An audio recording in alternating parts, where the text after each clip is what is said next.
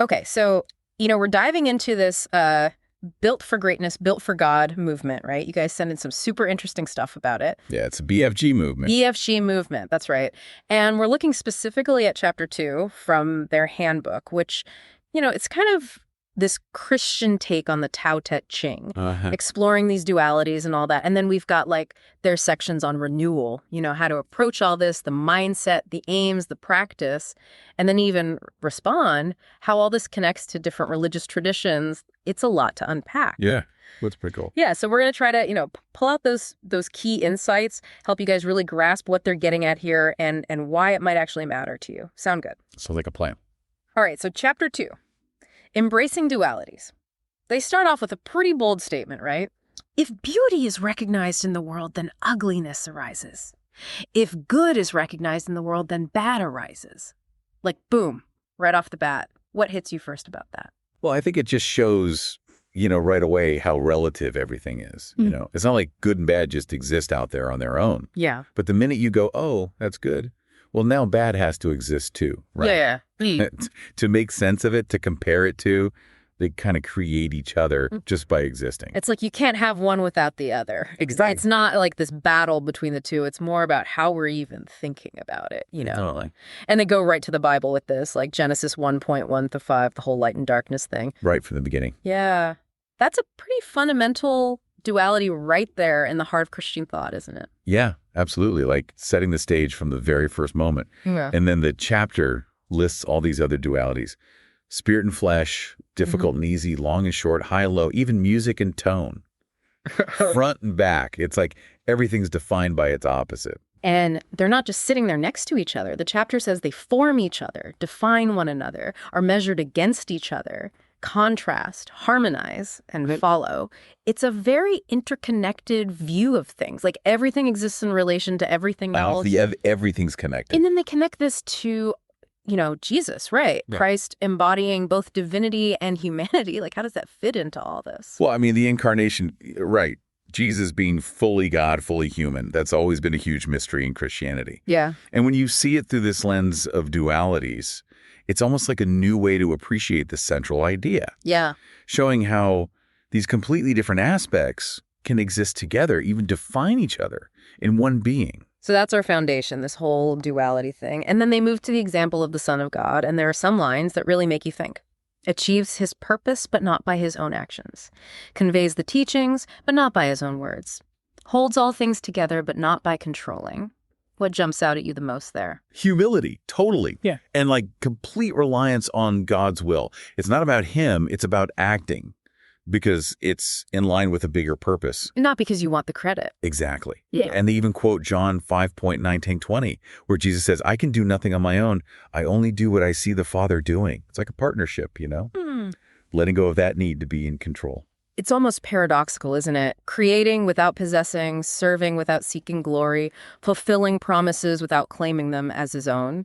And they even bring in Mark 10.45 of Jesus saying he came to serve, not be served, and Philippians 2.68, that whole idea of him humbling himself. So for someone trying to live by this, what's the big takeaway? How do you actually do that? Well, it's a complete shift away from being self-centered, right?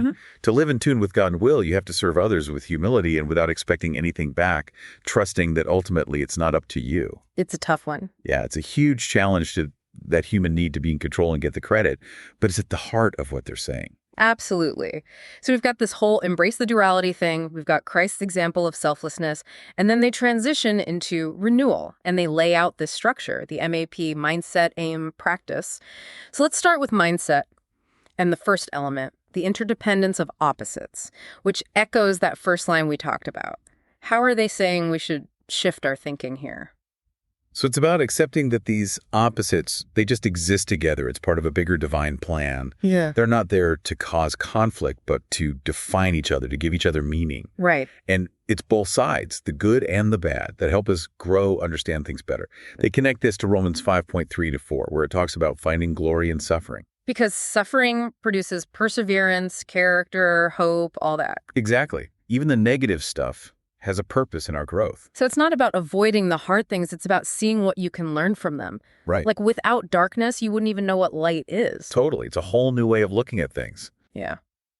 And then the next one, the unity of opposites. building on that with those dualities we talked about. Spirit and flesh, difficult and easy. What's the core mindset here? So here it's not just that they exist together, but that they're actually in harmony, connected at a deeper level. You can't understand one without the other. It's about finding that balance, that integration. So the real world application is like strive for that equilibrium in your life. Ambition and patience, strength and gentleness, success and humility, finding that sweet spot. And they bring in Colossians 1:1c6:17 here, which says, all things were created through him and for him, pointing to that underlying unity in all creation. It's like recognizing that everything is connected, not just separate opposing forces. It's a more holistic view. Definitely. And then we move to the model of the Son of God mindset, going back to those lines about achieving purpose without his own actions, conveying teachings not with his own words. What kind of inner state are we supposed to cultivate with this one? It's all about humility and trusting in something bigger than yourself. Right. You're not the source. You're like an instrument. Yeah. Servant is key here, putting God's will and other people's needs above your own ego, your need for control. The application is like leading or serving to benefit others, to honor that higher purpose, not to get ahead yourself. It's that whole servant leadership thing. Exactly. So then there's living without claiming ownership, connected to how Jesus creates but doesn't possess, serves without needing the glory, fulfills promises without claiming them as his own. What's the heart of this mindset? It's about being generous, selfless, recognizing that ultimately nothing really belongs to us. Like we're stewards, not owners. Right. Our talents, our resources, they're gifts to be used for good, not hoarded or exploited for personal gain.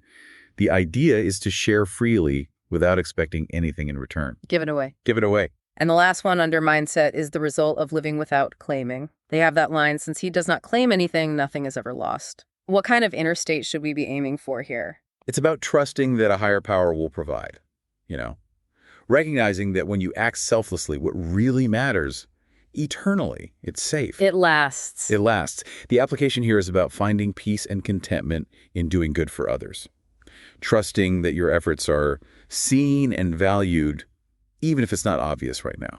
Okay, so that's mindset, how we look at things. And then renewal shifts to aim, which follows the same structure but focuses on our intentions, our goals.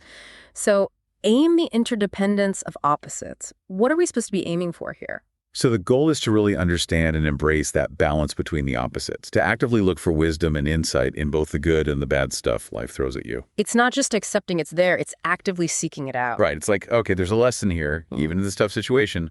What is it? And for aim, the unity of opposites, where should our intentions be directed? The goal is to find unity and harmony in your life, recognizing that everything's connected. It's about putting your spiritual beliefs into action every day, bridging that gap between your faith and what you actually do. Living it out. Yeah. Okay, and what about aim the model of the Son of God? What should our goals be based on that example? It's about consciously choosing to serve others without needing control or power or recognition, just like Jesus. Humility, service, fulfilling a bigger purpose. Not about climbing the ladder. Nope. It's about empowering those you lead or serve, not elevating yourself. And aim living without claiming ownership. What kind of intentions should we set here? So it's about being intentionally generous and humble in everything you do, focusing on that bigger purpose, the needs of others, without needing the reward or the accolades, contributing selflessly in all areas of your life, trusting that you'll be taken care of. Right, because if you're always trying to get ahead, you're missing the point. Exactly. Okay, and lastly, for aim the result of living without claiming. Where should our intentions be focused in terms of outcomes? So the aim is to live with deep trust that a higher power will provide, knowing that when you act selflessly, the things that really matter eternally, they're not going anywhere. They're secure. Yeah, and the idea is to live with open hands, trusting that your needs will be met even if you don't see how right now. All right, so aim is about pointing our intentions in the right direction. And renewal ends with practice, which is all about what we actually do, the habits we build. Starting with practice the interdependence of opposites, what kind of actions are we talking about here? So it's about actively embracing both the positive and the negative things that happen with grace and acceptance, recognizing that both play a part in a bigger plan. Not resisting the tough stuff. Right. And the application is to take time to think about how both the good and the bad have shaped you, what lessons you can take away from each. And what about practice the unity of opposites? What kind of habits should we be developing? It's about consciously looking for the connection between those seemingly opposite forces, seeing them as essential parts of a larger whole, both in your own life and in the world. And the application is to integrate your beliefs and values into everything you do, your work, your relationships, your personal well-being. It's all connected. It all flows from the same source. Exactly. Okay, practice the model of the Son of God. What actions should we be making a regular part of our lives? It's about cultivating that humility, that servant's heart, by following the example of selfless service in your daily life, putting others' needs first, contributing to a greater good, being a servant leader in all areas of your life. Not just in your job title, but in how you live. Exactly. Okay, practice living without claiming ownership. What kind of consistent actions should we be taking? It's about choosing generosity and selflessness in your actions all the time, giving your time, your skills, your resources freely without needing something in return. Giving without strings. Yes. And the idea is to develop that habit of giving with an open heart, trusting that real fulfillment comes from contributing to something bigger than yourself. And lastly, practice the result of living without claiming. What kind of ongoing habits should we be aiming for? It's about living with that deep trust that a higher power will provide, knowing that when you act selflessly, the things that really matter eternally, they're secure. They can't be taken away. Right. And it's about actively letting go of that desire for personal glory, trusting that your well-being is ultimately in good hands. Okay, so renewal gives us this really comprehensive framework, mindset, aim, practice, all centered around these ideas of embracing dualities and embodying that selfless service we see in Christ. And then the last section is respond, exploring how these principles show up in other major religions. So starting with the interdependence of opposites, what parallels do they highlight? They point out that this idea of seemingly opposite forces being connected, part of a larger reality, it pops up all over different spiritual traditions. It's not just a Christian thing. Right. Like Christianity had that idea of suffering leading to hope. Buddhism has the duality of suffering and joy in the Four Noble Truths. Hinduism has this Advaita Vedanta philosophy that emphasizes the underlying unity of all apparent opposites. And even in Islam, the Quran talks about hardship and ease coming together. Wow. So the idea that both challenges and joys are part of a bigger cosmic order, that they both contribute to spiritual growth, that's something that resonates across these different faiths. It's amazing to see that common thread running through such different paths. Yeah, definitely. So what about the unity of opposites? What similar ideas come up in other religions? Here it's about integrating the spiritual and the physical. Christianity talks about walking by the Spirit.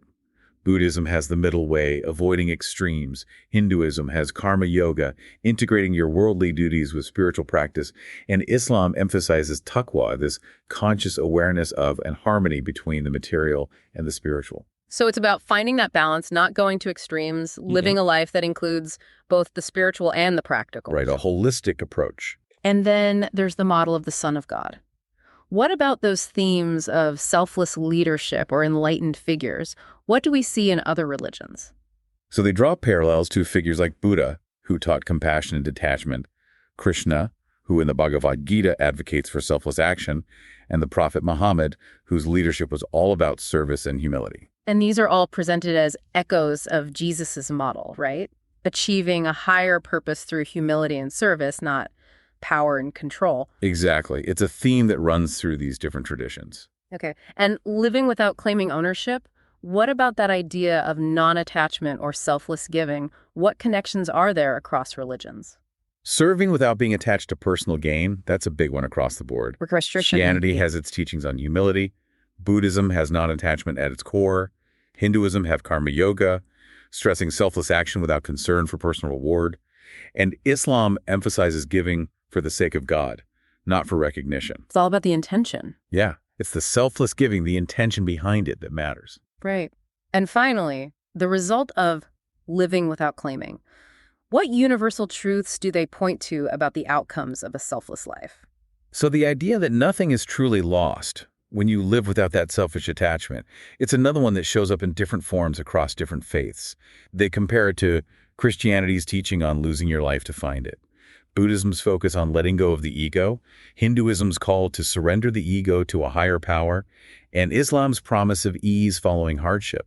It's like there's this spiritual liberation, this ultimate benefit that comes from transcending that need for personal control and trusting in something bigger. It's about letting go. Exactly. And the response section wraps up by emphasizing that these principles, they seem to tap into some really fundamental truths, something universal that can bring people together. Right.